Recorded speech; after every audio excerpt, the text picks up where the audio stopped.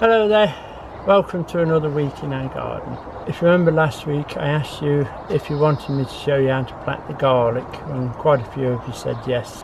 We're going to plant the garlic. I'm being infected by grapes. So we'll show you how to make a garlic plant. What we're going to need to make the plant is the raffia, the garlic, and the board with a hook in, and I'll show you how to put them together now. This is what we're going to finish up with. You can do them in different grades, obviously. We've got a little bit bigger grade this time. I'll just show you how we start. When you're cleaning the garlic, everybody knows you just peel the skins until they're nice and clean. If you make sure they're really dry, it comes off quite simple. So you keep going round until they're nice and clean. All this will come off with the skins. There you are, you see, you just peel them back. Don't go too deep in though, as you'll expose the garlic cloves in there. So just take the top layer off. Now, all the garlic I have is a little bit on the small side, and it is a little bit green. I'd like it to dry out a little bit more, but for the demonstration we'll be alright. They will eventually dry out anyway. They're all graded so I can get a pattern, if you can see, starting with the larger ones and then going back to the smaller ones. But I'll just show you what I do first. The first thing we do is we tie some raffia to the neck of the garlic, quite tight, because this will have to hold the garlic in place. And so a little bit green, but it'll be fine. Quite tight, but if you over pull it, remember this is only raffia, so it will snap anyway. As tight as you dare, let's put it that way. Right, so do them all like that. Pull the tails back. Now you need a little bit of patience with this now, so let's see what we can do. So that one will go in there, so we'll take the first one. Make sure that these are soft, and then the second one we'll put in there. I'm using the board so it's easier for you to see. Now because we're going to plant, I'm going to put that one immediately over, you see. Then we take the third one, which is the other big one, and we're going there. So we can start the plant right from the beginning. Okay, a little bit of patience to keep all these together. Okay, before we start plaiting, we're going to put a piece of raffia around this one, these three, and pull up quite tight. This is going to hold it all steady for me while I'm making it. Okay, if you don't, it'll run loose on the bench. So put that there quite tight and put that through just to hold it, you see. Now we can have a look what we got. We need to get those three nice and tight like that. Right, keep this tight at the top so it holds your bulb still, and then we can start the first plant, you see. That's nice. You see how those are going nicely together? Use plenty of pressure and keep these tails separate. Yes? Then we're going to add the next one in on this line, which will be this one. You see that will go in on that line now. And then we'll bring this one over, push those out the way, push those out the way, keep pressure on the hook and on your body so it's nice and tight. Bring the next one in as well, you see. Get it nicely in position, and then we're going to take this one over, move that one out the way, then this one over, you see. Just normal plaiting. Keep your eye on those braids at the bottom. see. Now as you come in with this one, what we'll do, we'll put the next one on there. No, we won't. We'll put the next one on there to follow in, you see. So that follows that in nicely there. Now that must go with that. A little bit of patience to keep your stuff right. Now this one will go over there. It's getting quite hard, but you can do it if you keep pulling.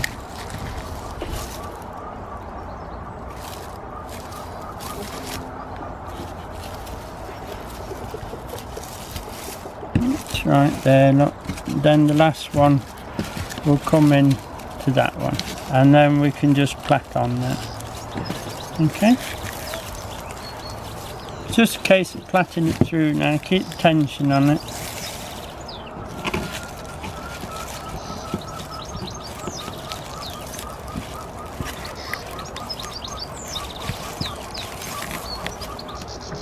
Keep them nice and firmly together. We can just, you can see the plait, the head forming now. You see, we just got to put the tail on it now.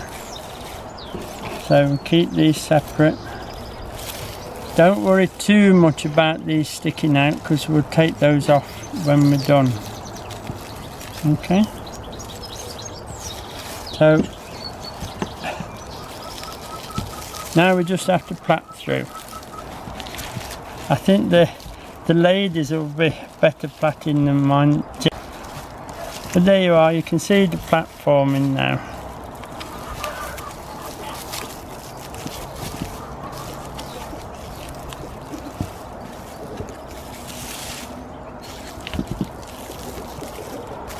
Yeah, these little bits will take off afterwards. We'll just plait them in as we go.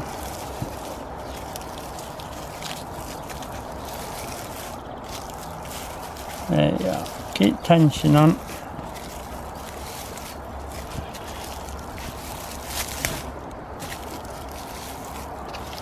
It's looking good. I think if I can do it with my hands, anybody should be able to do this. Okay, keep plaiting right up to the end if you can. Try and keep tension on the hook at the top, and it makes life easier. You see?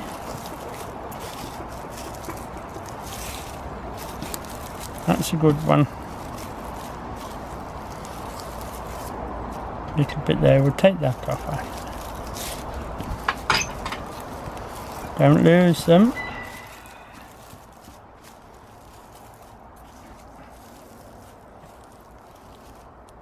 Keep going. Remember, we want to double it back for a handle, so we want it to look nice.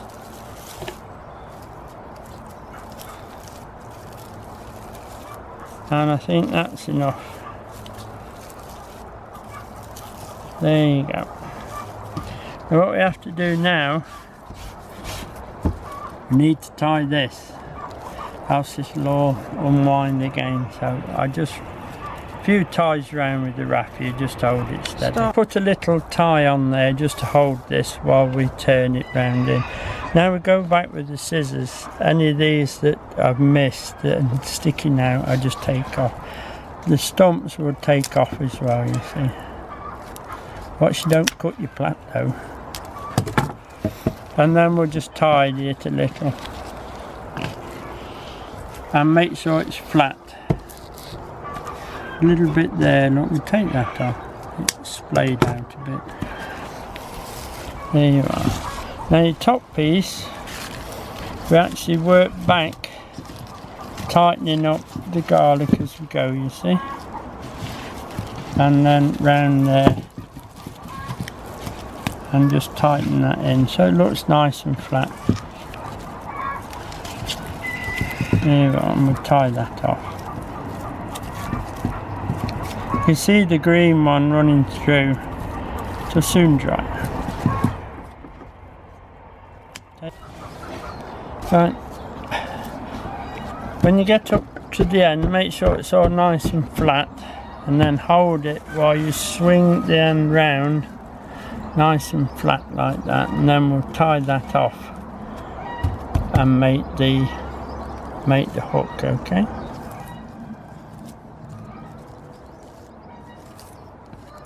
just pop that through, tie it off.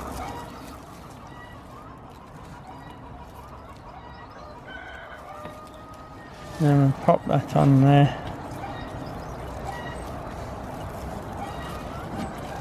When you're binding, if possible, we'll cut that off. Start from the bottom. It's getting windy now. Start from the bottom, quite tight binding, because this is you're going to make your hook at the top.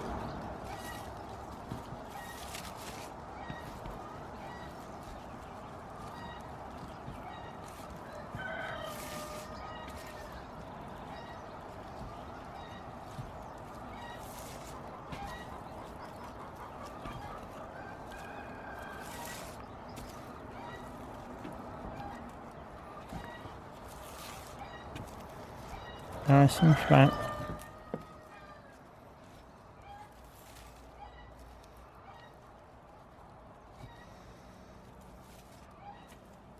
And when you've got it nice and tight, take these to the back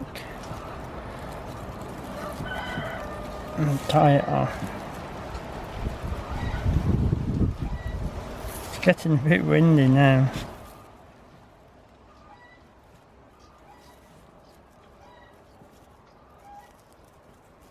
And then tie off again, and then cut with a little tail so it doesn't pull back through the knot.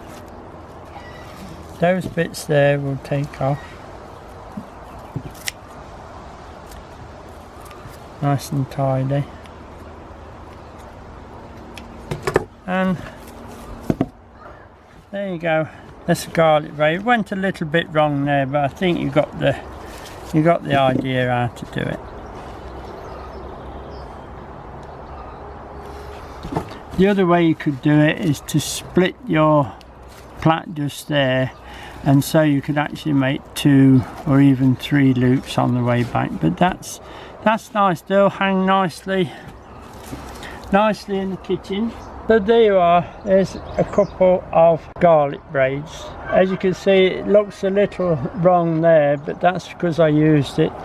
It wasn't quite dried out. Make sure yours is dried out, and then you'll get a better plait. Apart from that, they're fine, and they'll last until you want them in the kitchen. Now, a little bit difficult to do for me because I have gardener's hands, but I'm sure you ladies and people with a little bit soft hands than me will have no trouble doing these. They are easy to do. You must try doing it. You'll have some fun doing it, and no bad language. Okay? Right, we're down at the potato bed, or what's left of it. We've been hit by blight this year, just bad luck. Some years you get it, some years you don't. Last year we had none at all. This year we've been hit quite bad. Within 24 hours of us spotting it, it had spread halfway across the bed. So what we've done, we've removed the tops of the worst affected areas, and we've taken them down. We'll burn those, always burn those. And what's left, we've sprayed with, I've got the recipe here, so I'll just tell you what we've put on it. To a gallon of water, we put in 3 tablespoons full of baking soda, 2 tablespoons full of vegetable oil, and 2 drops of dish soap, washing up liquid. Mixed it all up and sprayed it on, quite heavily sprayed it on, to try and control what isn't too bad. Now if it picks up again because of the weather and it's in the air, there's not a lot you can do. We will remove all the tops, leave them 2 weeks, and then dig up and see what we've got. We will have some potatoes under there, but obviously not what we were going to have. I'll just show you what blight looks like. It's not very clear, but I'll try and show you what to look out for. I have taken this to the agronomist and it's been confirmed that it is blight. As you can see those white spores on the back of the leaves? Can you see them? That is classic sign of blight. The white spores are the blight that will be blowing over to the next crop now. That goes into the air. There's not a lot you can do about that. Watch out for the brown and black splodges on the leaves, and if you turn them over you'll see the spores. That's blight. Okay, I'm going to drop these back in the bag. That will go to the incinerator box, so I can't do with that. So that's your blight. There's not a lot you can do. It's in the air, it's on the wind. When you get those lovely warm damp days, that's when you're going to get it. As I say, sometimes you don't, sometimes you do. So Diane will just show you what we've done. As you see, we removed all these tops and we'll take those for burning. These are the ones I've really given a good spray. We might be able to catch them, might not. Might be able to control it. If not, we'll grub the top straight off. You can see it's a little bit down here, look.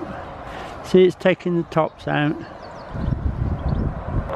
Over here again, a little bit still there. But as I say, we've given it a good spray. We'll see what happens.